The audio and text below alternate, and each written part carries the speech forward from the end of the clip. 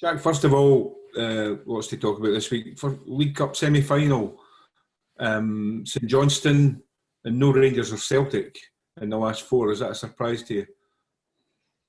Well, I think recent history shows that you normally have at least one of those teams in the latter stages of the competition, if not both of them. It's an unusual occurrence to have neither. So I think whenever that happens, those teams that are left in the competition see it as increasing their chances of winning it. So we're no different to the other three teams that are in it. I think Jim touched on that after his victory during the week about all the teams now will have that ambition to go and win the trophy. I've spoken often about it, about one of our targets for the season. And by winning the game against Alloa, we obviously took a step closer to doing that. I was at Livingston the other night, and when they beat Ross County and got through, and then even before the draw was made, they heard that Rangers were out, and the players were cheering about that. Is there that sort of euphoria that, probably within all four clubs, that this is a real opportunity that sometimes and may never happen again for some of these players to actually reach a final and who knows, actually get a winner's medal? I think possibly, Brian. I'm conscious that every single game takes me a game further away from when I was a player. So obviously your mindset changes a little bit as a manager, and probably I can be a little bit more pragmatic about it. But probably if I've been in those players' shoes, I understand why they might have reacted that way. But the truth for me now is it only really becomes relevant if you go on to be successful in the tournament. So it only becomes of any significance if you go on and win these next two games, if you can win the semi-final and then win the final thereafter. So I think any time you're unsure as to how the cup competition will open up for you, as I mentioned earlier, I think for the four teams that are left now, they'll all view themselves as having a more than realistic chance of winning the competition. A few other topics, Jack. The UEFA have decided that concussion substitutes can be introduced. I know that the SFA and the SPFL are keen to introduce it. Is it something you're in favour of? I think it's one of a lot of the recent rule changes that have been proposed or have been implemented. I think it's one that should be relatively simple in terms of how it's welcomed within the game. I think it's an area that we probably the recent further research into the potential outcomes of head injuries through somebody's sporting career, I think have been well documented, and we've probably played catch up a little bit in terms of football and European football. I know in the MLS have probably gave it greater attention, I think, in recent times. So for me, it's pretty straightforward. If it can be implemented, then I would think it would be a universal acceptance across Scottish football to having it in place. I think it makes perfectly good common sense to have the ability to remove a player to have a head injury assessed properly. It's important though that if it is introduced, that it's used without any skullduggery being involved to try and get an extra substitute on or anything like that.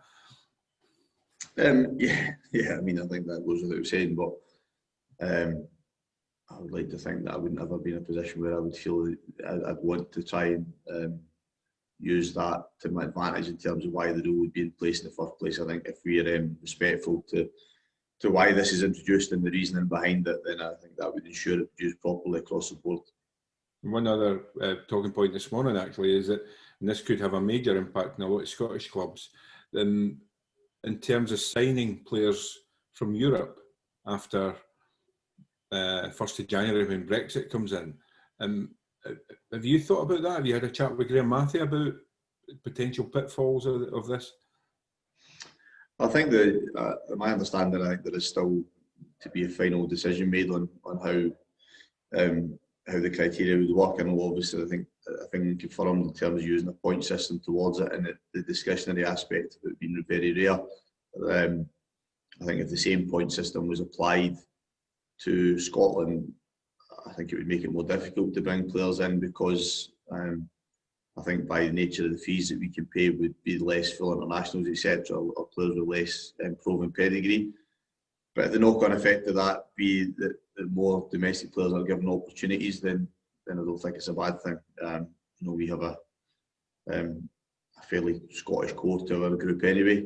As I said, I think it would still be nice for us to have the ability to explore other markets and give players from other countries opportunity. And I think that freedom of movement should still hopefully be in place. But I don't think it's overly concerning for us, because if the outcome of it is more, you have to rely more on young Scottish players, and I don't think it's a bad thing for our game, full stop.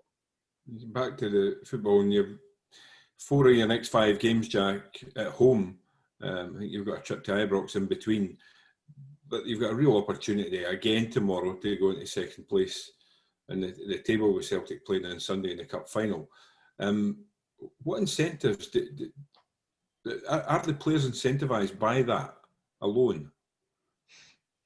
Yeah, I mean, I know I repeat myself quite a lot in terms of us having longer term goals and then the short term ones we put in place. And I mentioned pre and post match at the Hamilton game that it was something that we did touch on, because to look at yourself being in that position at the table at this stage of the season is a reflection of how you've performed as a group. So again, at the weekend, it's something we won't shy away from, that we know that that opportunity to go back to that position in the table is there for us.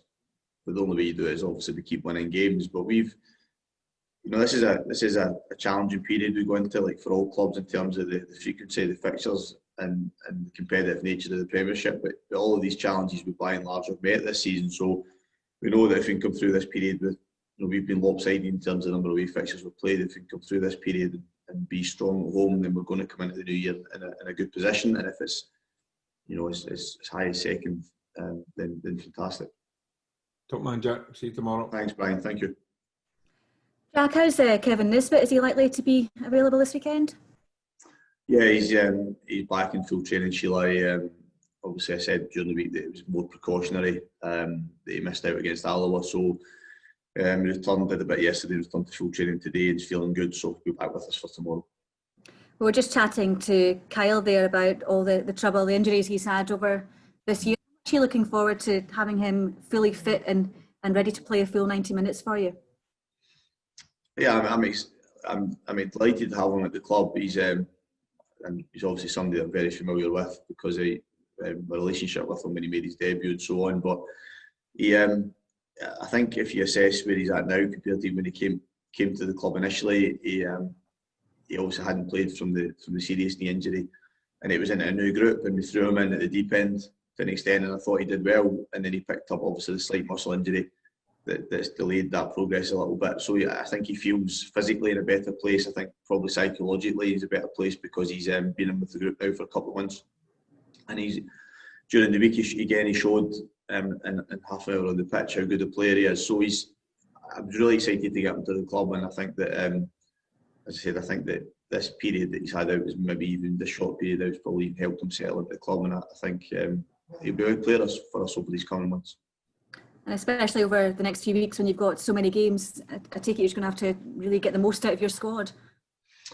Yeah, I mean, I think everybody, managers all agree that it is a balancing act, especially if you're in good form and you're playing well, as to how many changes you make. But we've got a relatively small squad in terms of numbers, but the encouraging thing for me is the vast majority of them have contributed this season in games, so they've all had a decent amount of minutes, and when they've been asked to come in off the bench or play a game or have not started frequently, they've all contributed.